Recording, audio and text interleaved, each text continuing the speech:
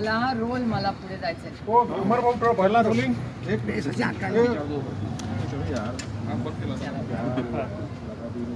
काय रोल काय चित्र दिसते सध्या प्रचाराचा अंतिम टप्पा आहे. इलेक्शन आहे आणि कुठल्याही एका सशक्त लोकशाहीमध्ये इलेक्शन हे अतिशय महत्त्वाचं व्हावं, पारदर्शकपणे व्हावं, कुठलीही दमदाटी होऊ नये आणि संविधानाच्या चौकटीत भारतरत्न डॉक्टर बाबासाहेबांच्या संविधानाच्या चौकटीत नियम कायद्याने व्हावं एवढीच अपेक्षा. सुप्रियाताई, काल आपण वर्ध्यामध्ये जे बोलले की देवेंद्र फडणवीस मला खरं तर देवेंद्रजींकडून खूप अपेक्षा आहे. जरी एका विरोधी पक्षात ते काम करत असले तरी माझ्या एक विरोधक म्हणून देवेंद्रजींकडून प्रचंड अपेक्षा होत्या. कारण एक युवा नेता, कर्तृत्ववान, 5 वर्ष राज्याचे मुख्यमंत्री म्हणून ज्यांनी काम केलं, अशा एका युवा नेत्याकडून जरी विरोधात असले तरी विरोधात पण काम करत असताना आपला विरोधात दिलदार असावा तेव्हा राजकारण करायलाही मजा येते. आणि त्याच्यामुळे मी त्या नजरेनेच नेहमी देवेंद्रजींकडे पाहिलेलं आहे, खूप आदराने पाहिलेलं आहे. पण जेव्हा त्यांनी पहिलं वक्तव्य केलं ना की मी 2 पक्ष फोडून आलो, ते मला अस्वस्थ करणार. आणि 2 पक्ष फोडून मी आलो हे देवेंद्रजीचे उमेद नाही. दुसरं कोणी बोललं असतं तर मला इतकं वाईट वाटलं नसतं, पण देवेंद्रजी जेव्हा म्हणले की 2 पक्ष फोडून मी आलो, ते अस्वस्थ करणार होते. कारण का एका लोकशाहीमध्ये 2 पक्ष फोडून येता त्याचा अर्थ काय होतो? हा पहिला मुद्दा. दुसरा महत्त्वाचा मुद्दा की सांगलीमध्ये हे आणखीन अस्वस्थ करणार आहे. सांगलीमध्ये अजित पवारांनी एक भाषण केलं आणि त्या भाषणात जे मी तुमच्या सगळ्यांच्या चॅनलवर पाहिलेलं आहे, तुम्ही हे दाखवलं आणि एक नाही वारंवार दाखवलं, त्या चॅनलमध्ये त्या चॅनलच्या भाषणामध्ये सांगलीला अजित पवारांनी जे भाषण केलं त्याच्यात अजित पवार असं म्हणाले की देवेंद्र फडणवीसांनी अजित पवारांना घरी बोलवलं, एक फाईल दाखवली आणि त्या फाईलवर इन्क्वायरी लावायची फायनल सही ही देवेंद्र फडणवीसांची. आता एक 10 सेकंदात क्रोनॉलॉजी तुम्हाला सांगते की सिंचनाचे 70,000 कोटी रुपयाचे आरोप हे देवेंद्र फडणवीसांनी अजित पवार आणि राष्ट्रवादी काँग्रेस पक्षावर केले. ह्याची इन्क्वायरी झाली पाहिजे. हा सगळ्यात पुढाकार आणि आरोप करण्याचा जो कार्यक्रम केला, आरोप प्रत्यारोप झाले, त्याचा पुढाकार हा देवेंद्र फडणवीसांनी केला. आरोप झाले, इन्क्वायरी लागली, आमचं राज्य गेलं, देवेंद्र फडणवीस या राज्याचे मुख्यमंत्री झाले. त्यांनी शपथ घेतली गोपनीयतेची. हे सगळ्यात महत्त्वाचा मुद्दा. गोपनीयतेची शपथ तुम्ही घेतलेली असताना ज्या व्यक्तीवर, ज्या पक्षावर तुम्ही आरोप केले, त्या व्यक्ती आणि पक्षाला तुम्ही फाईल घरी बोलवून घेतली, त्या पक्षाच्या नेत्याला घरी बोलवून घेतलं आणि गोपनीयतेची शपथ असताना देवेंद्र फडणवीसांनी मुख्यमंत्री असताना मुख्यमंत्रीच्या घरात बोलवून अजित पवारांना बोलवलं आणि ती फाईल दाखवली. हे मी म्हणत नाहीये, अजित पवार असं म्हणलेले आहे. त्याच्यामुळे देवेंद्रजी आपको जवाब देना पडेगा की जेव्हा तुम्ही शपथ घेता, गोपनीयतेची शपथ घेता, तुम्ही आम्हाला भ्रष्टाचारी, राष्ट्रवादी काँग्रेसला नॅचरली करप्ट पार्टी हे देवेंद्र फडणवीस आणि भारतीय जनता पक्ष वारंवार वारंवार वारंवार म्हणत आहे. मग असं काय झालं की ज्या नॅचरली करप्ट पार्टीवर तुम्ही तुमचे सगळे नेते आरोप करत राहिला, तुम्ही भ्रष्टाचार मुक्त भारत आणि महाराष्ट्र करणार असं म्हणत राहिला, त्याच भ्रष्टाचार ज्यांनी केले असा देवेंद्रजींचा आरोप होता. याचा अर्थ आम्ही काय काढायचा?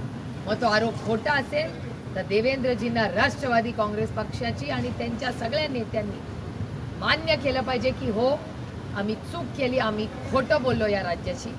आणि अजित पवार जे म्हणतायत की गोपनीयतेची शपथ असताना देवेंद्र फडणवीसांनी अजित पवारांना फाईल दाखवली ज्याच्यात अजित पवारांचीच इन्क्वायरी होती, हा गुन्हा नाही आहे या राज्यात, या देशामध्ये. हा देश कुणाच्या मनमानींनी किंवा अदृश्य शक्तीच्या मनमानींनी चालत नाही. हा देश कैलासवासी, आपल्या सगळ्यांचेच प्रिय भारतरत्न डॉक्टर बाबासाहेब आंबेडकरांच्या संविधानाने चालतो. अजितदादा म्हटले की मी बारामतीत साहेबांच्या मुलासारखं आहे. काही लोक इमोशनल गेम करतात की साहेबांची शेवटची निवडणूक आहे. अरे साहेबांची शेवटची निवडणूक आहे असे कुठला दुश्मन म्हणतो? असं कधीच कुणाबद्दल बोलत नाही. अरे तुम जिओ हजारो साल साल के दिनो 50,000. हे शॉकिंग आहे जर स्टेटमेंट असेल तर. असं एक तर आदरणीय पवारसाहेब इमोशन कधीच दाखवत नाही. कुठल्याही नेत्याला इमोशन दाखवायला अधिकारच नसतो. त्याच्यामुळे आणि गेल्या 6 दशकाच्या राजकारणात शरद पवारांनी कधीही इमोशन्स वगैरे या गोष्टी कधी केल्या नाही. त्यांनी कर्तृत्वावर, कष्टाने आणि विकासावरच मतं मागितली. आणि मला तुम्ही म्हणताय हे मी ऐकलेलं नाही स्टेटमेंट. प्लीज हे दाखवताना पूर्ण रेकॉर्ड करा. दादा म्हटलं की मी मुलासारखं आहे साहेबांच्या आता कायच ना, आम्ही कधी नाही म्हणले. आणि पुढे पण तुम्ही काहीतरी बोलला, मी मुलासारखं आहे आणि मी जिंकणार. काही लोक इथे इमोशनल राजकारण नाही पण अजून काहीतरी तुम्ही म्हणला की शेवटचं इलेक्शन असं. हां, शेवटचं निवडणूक आहे साहेबांचं असं म्हणून काही लोक इमोशनल करतात. हे पवार साहेबांचं आयुष्य किंवा कुठल्याही व्यक्तीचा अरे विरोधक असला म्हणून काय, मलाही वाटतं की मोदीजी 100 साल नाही 200 सालची आहे. अरे विरोधक असला म्हणून काय झालं? त्याचं शेवटचं इलेक्शन हे आमचे संस्कार नाही हो. आमची इच्छा आहे प्रत्येकाचं आयुष्य लंबी हो आणि आनंदी हो आणि लढत राहू ना. त्याच्यात काय आहे, पहिलं आणि शेवटचं इलेक्शन असल्या गोष्टी कधी आम्ही बोलतही नाही आणि कुणाही बद्दल आम्ही कधी बोलणारही नाही. जर हे त्यांनी भाषा अमेरिकेच्या उमेदवार भाग्यश्री आत्राम यांच्या पतीची एक ऑडिओ क्लिप व्हायरल झाली. त्यात विवाहबाह्य संबंधापासून खंडणी सगळ्या कबुली केलेली आहे त्यांनी. मी व्हिडिओ पाहिलेले नाही आणि कुठल्याही कुटुंबामध्ये जरी आमच्या विरोधी पक्षाचे असले तरी कुठल्याही कुटुंबाबद्दल इतकं गलिच्छ राजकारण सुप्रिया सुळेंनी केलं नाही आणि कधी केलं नाही आणि कधी करणारही नाही. आमच्या संस्कारातच बसत नाही. आणि विरोधी आमच्या जे लढतात ना त्यांचे आले तरी असं गलिच्छ राजकारण आम्ही कधी केलं नाही आणि करणार नाही. भाजपापूर्वी एक बैठक झालेली होती, सत्ता स्थापनेसाठी ही बैठक झालेली होती. या बैठकीमध्ये अजित पवारांसोबतच फडणवीस, गौतम अदानी आणि शरद पवार साहेब देखील होते. अजित पवारांनी एका मुलाखतीत शपथविधी पहिले ठरलं होतं. अदानी एक तर या प्रश्नाचं उत्तर तुम्हाला अजित पवारांना विचारायला लागेल. कारण मी ऑन कॅमेरा तुम्हाला सांगते, रीड माय लिप्स, अशी कुठलीही मीटिंग झाली याची माहिती मला नाही. झाली का नाही हे मला माहिती नाही. पहाटेच्या शपथविधीबद्दल आम्हाला कुणालाच माहिती नव्हतं. हे मी तुमच्या चॅनलवर अनेक वेळा बोललेले आहे. मला अजूनही तो दिवस आठवतो. मी झोपले होते, सदानंद सुळेंनी मला उठवलं आणि सांगितलं बघा काय चाललंय टीव्हीवर, जरा टीव्ही लावा. त्याच्यामुळे मला या कुठल्याही किंवा आमच्या पक्षाला या कुठल्याही मीटिंगबद्दल काही माहिती नाही. पहाटेच्या शपथविधीबद्दलही माहिती नाही.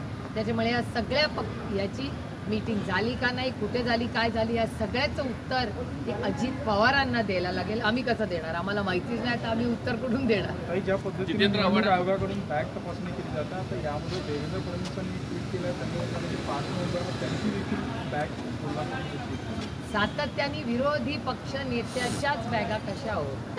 उद्धवजींना टार्गेट केलं जाते रोज. उद्धवजींची, मामोल कोल्हेंची, असं कसं होऊ शकतं? आणि तुम्ही बघा योगायोग की या महाराष्ट्रामध्ये भारतीय जनता पक्षामध्ये फक्त आमच्या गडकरी साहेबांची फक्त तपासणी झाली, बाकी कुठल्या नेत्याची? देवेंद्र फडणवीसांनी स्वतः ट्विट केलं. आजही त्यांच्या बॅगची तपासणी.